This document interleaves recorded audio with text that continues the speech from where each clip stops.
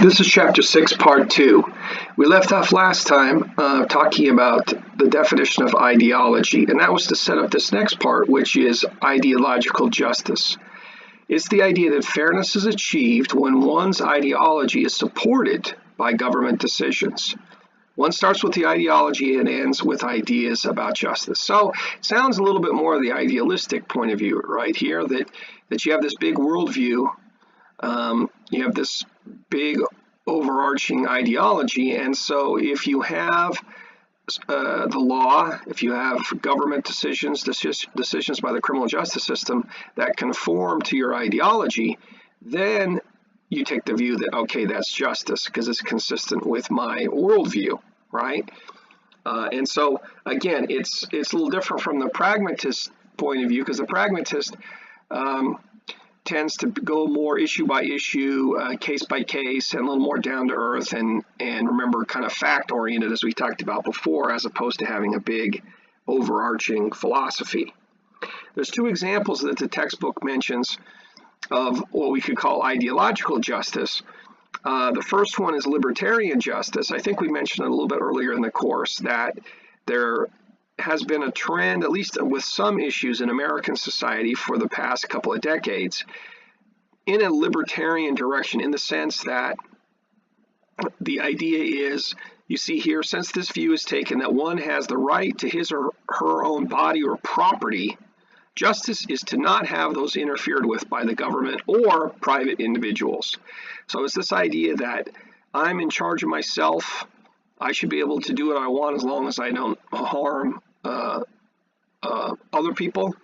So it's sort of maximum freedom and minimal government involvement or action in my life, that the government should only get involved to protect my freedom. And that's a libertarian point of view. And so with, for example, the decriminalization or legalization of marijuana that you see happening in states across the country, there's kind of that libertarian perspective, which is maximum freedom. Government shouldn't tell me what to do. Maybe other people may not really like me consuming this substance. Maybe it's not very good for me. Maybe it may have certain risks associated with it, or just people have a problem with my using it. But what I believe, if you're a libertarian, is that you should do what you want as long as you don't hurt anybody else. If you hurt yourself, that's okay, but you just can't hurt anybody else. So, so there is a strain of that in American society, stronger than other countries, by the way. And it's something that in some ways I think has been increasingly popular, not in every way because it's complicated, but still important trend to make a mention of. Now, socialist justice, that's also very relevant to the current situation, because while you see this trend towards libertarianism, at least with certain issues, you also see surveys of young people there's higher numbers of young people who are sort of attracted to this socialist viewpoint, which again is sort of a socialist viewpoint is one that's critical of societies that have capitalist systems. The United States it doesn't have pure capitalism, but it is a business-centered country where people own their own businesses privately. They're not owned and run by the government. A socialist society would be one where businesses are owned and run by the government. And so that's a major difference between a socialist system and a free market capitalist system. So according to the socialist view of justice, since the view is taken that all government should ensure that all are materially, meaning, financially equal, government non-interference that results in material inequality would be unjust. Okay, that's probably not the plainest way to put that. I just pulled that from the textbook. Let's see if we can put it a little in plainer English. What they're saying is that the justice really means equality, according to a socialist perspective. You shouldn't have more than me. I shouldn't have less than you. And there's a lot of focus on material wealth, on material well-being, income, resources, access to desirable things like, say, healthcare or education. You shouldn't get more education than me. You shouldn't get better healthcare than me. We all should get the same. And the government should ensure that, because in a state of nature, when you don't have government, according to a socialist point of view, you tend to get a lot of inequalities and injustices. These people have a lot, these people have very little, these people have all the goodies, these people don't. These people have access to all the good things that these people don't. And so that in a state of nature, you get a lot of inequality like that. So you need to, according to this perspective, a very strong centralized government that uses power and authority to ensure that everybody's getting the same, that you don't have inequality, especially material inequality, income, wealth, resources, that kind of thing. So here, justice is equality. See, that's a different point of view. The libertarian says, I have justice if people leave me alone, and if the government is there to protect me from having my rights violated by other people. As long as if I get left alone and I don't get victimized, I'm happy, and there's justice. And the socialist has a very different idea, which is, as long as there's not equality, where in the sense of everybody receiving the same, on the same level on everything, then you don't have justice. So this, which you might think justice is kind of an obvious thing, but look at it here. We have examples of two very different visions of what it means to have a just society. So that's just, hey, the United States is a very diverse place. People are all over the map on what they think justice is. Okay, now this one's not so important. The socialist, libertarian, those are really good to know. This discourse perspective on justice, this emphasizes public dialogue and consensus as the way to decide what is just.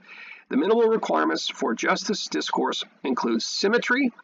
All are to be given equal rights in discourse. Discourse means conversation, dialogue, debate, media, that sort of thing, where we're all communicating. And reciprocity, where all must pay attention to the views of others. So this is, again, a very different perspective, that it's more of process one, where how do we get justice? Well, we all have to talk a lot, and we have to discuss and debate and share and listen and empathize and try to, see where the other person's coming from, and to maybe compromise, to give a little, to get a little, kind of a thing, right? So it's all about conversation, communication, and trying to work towards a consensus. So you can see the good sense in this, because it works towards consensus and cooperation and democracy, as opposed to forcing things on people. When you don't talk your way to a decision, the alternative to talk is what? The alternative to talk is force. Is to make people do what you want, not to get them to agree with you or them to get you to agree. It's that's your choice. You can either come to decisions peacefully and cooperatively, or then somebody's going to start pushing somebody around, and somebody's going to get forced to do something they don't want to do. And so you can see the reason why they emphasize discourse, discussion, working towards consensus and agreement, and these terms of symmetry and reciprocity, where it's back and forth. It's like it's done in a democratic way. That's what they're getting at here.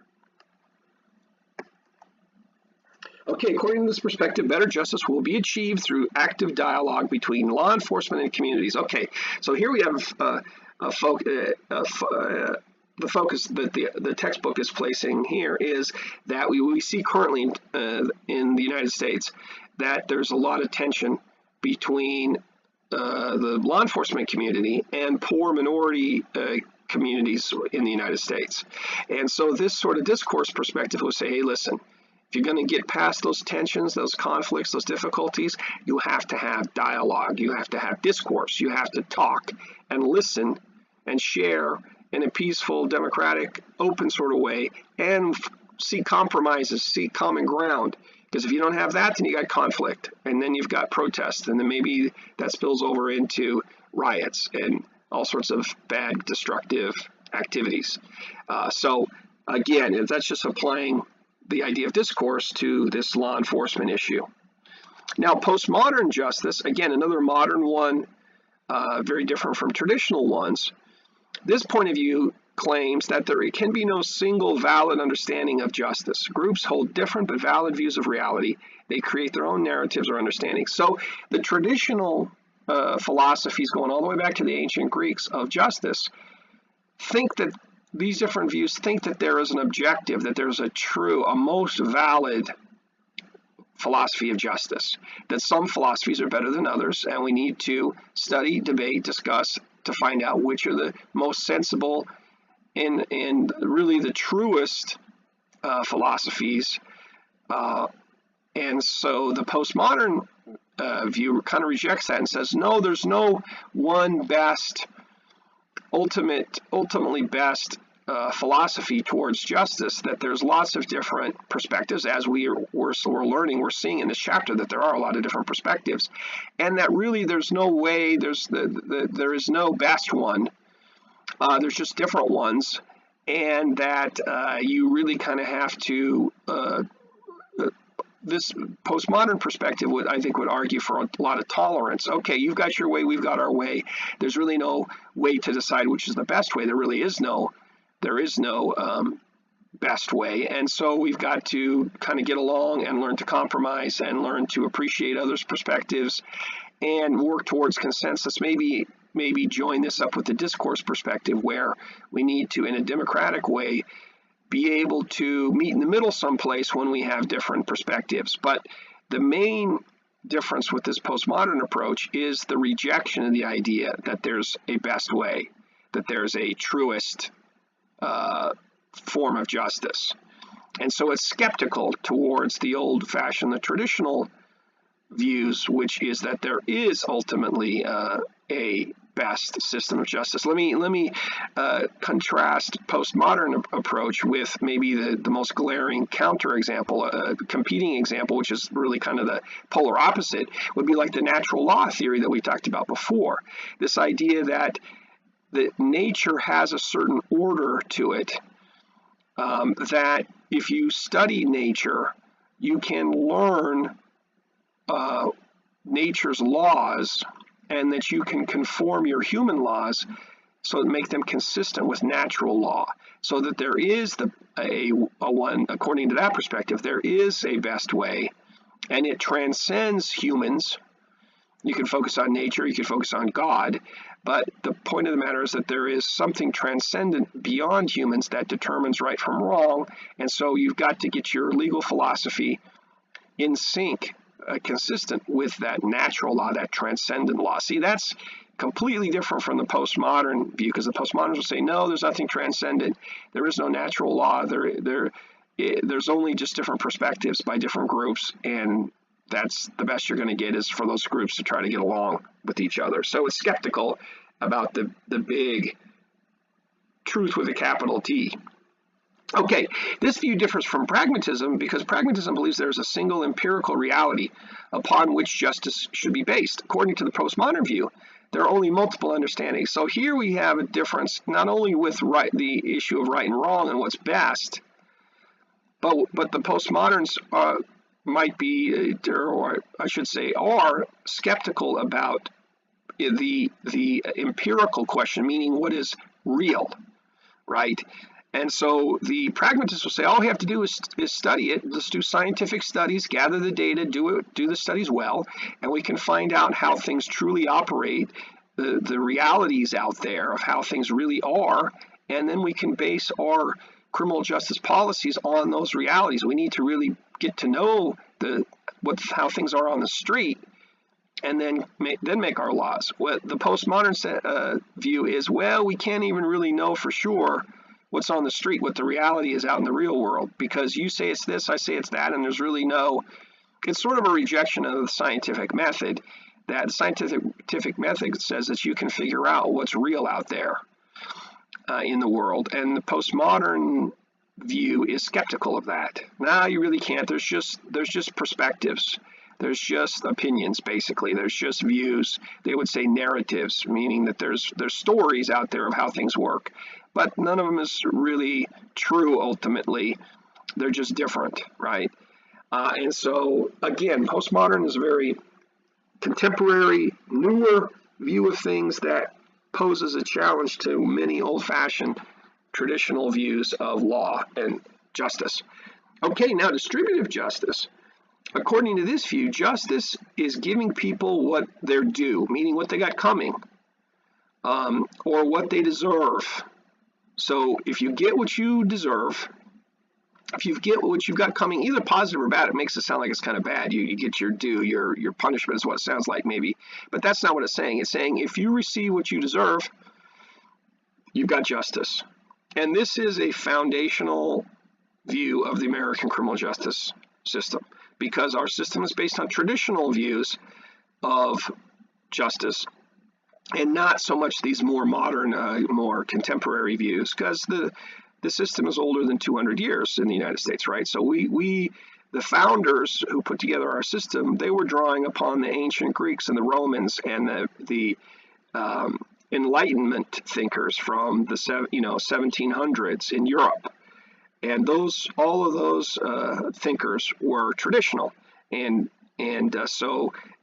a very strong dominant view of justice throughout the ancient world, and also in European history and the English tradition, where we really get most of our laws from, has been this idea of distributive justice. If you get what you deserve, good or bad, that's justice.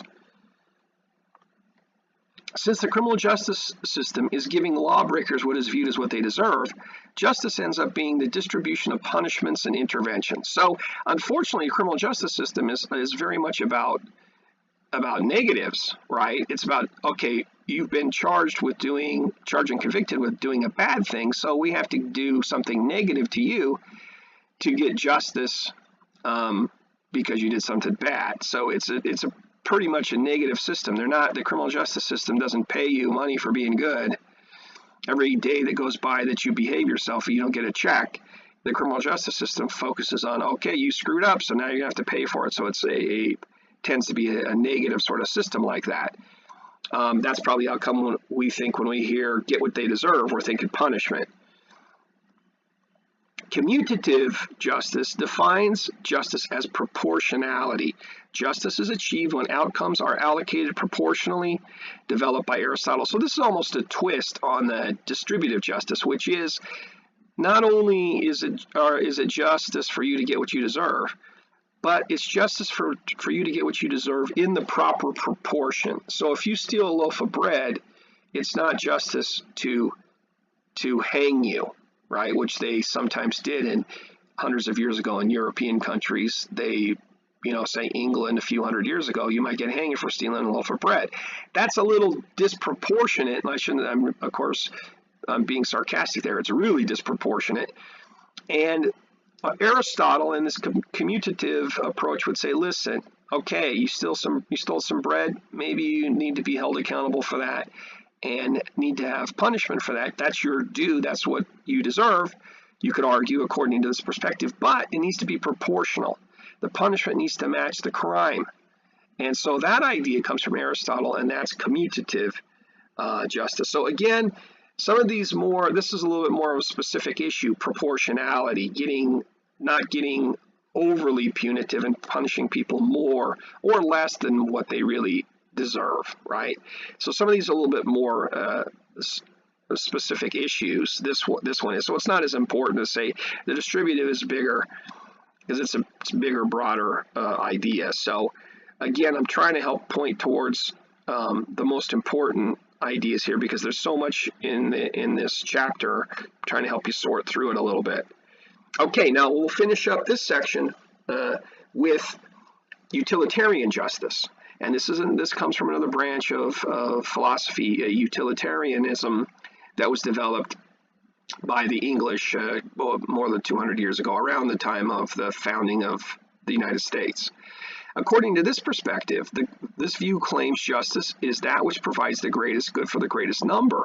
Now, this sounds kind of good on the surface and commonsensical, but when you dig deeper, it's a little more problematic than that, because what they're saying is that if you have, let's say you have a punishment, you have a sentence and a punishment. And then to answer the question, was it just?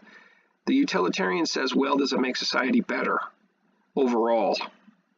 Does it provide the greatest good for the greatest number of people? And so if the decision is made that that sentence and punishment was good overall for everybody, even though may not be the convicted person who gets punished, and let's say they go to prison, it may not help them much, but the utilitarian justice says, well, it's not so much an issue of what's good for the individual person, it's what's good for everybody, for the majority, for the greatest number.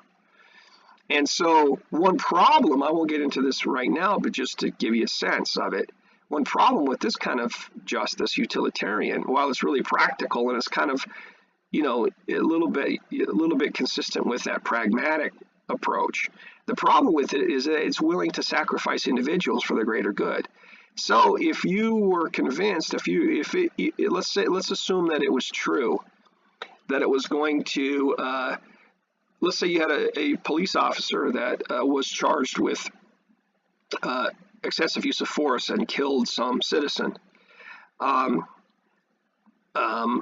And if that officer was found not guilty, and all the rules were followed and due process was followed, the procedural justice people would say, well, it's just because they followed all the rules, and as long as you follow the rules correctly, then it doesn't matter what the outcome is. But let's say that if it was the case that the officer was found not guilty, and that would cause people to become so outraged and so angry that they rose up and they started to riot and cause different types of violence or property damage, the utilitarian view of justice might say, well, in this case, even though the system, the legal process found this person not guilty, in the grand scheme of things, it might be better to find the person guilty, convict them, and to punish them for the good of society, because think about the billions of dollars of damage that's going to be done to cities across the country, and the lives that will be lost, and the injuries due to the uprising, the people being so upset at a perceived injustice. See, so there's something a little that I think most Americans kind of get a little bit rubbed wrong by this kind of perspective, because it does, at least theoretically, justify sacrificing individuals for the betterment, for the welfare of the vast majority. The United States has 330 million people in it. So if you sacrifice one and it helps everybody else, or helps out tens of millions of other people, the utilitarian might argue that it's worth it. See, so it's a different perspective. This view will come up again in future chapters.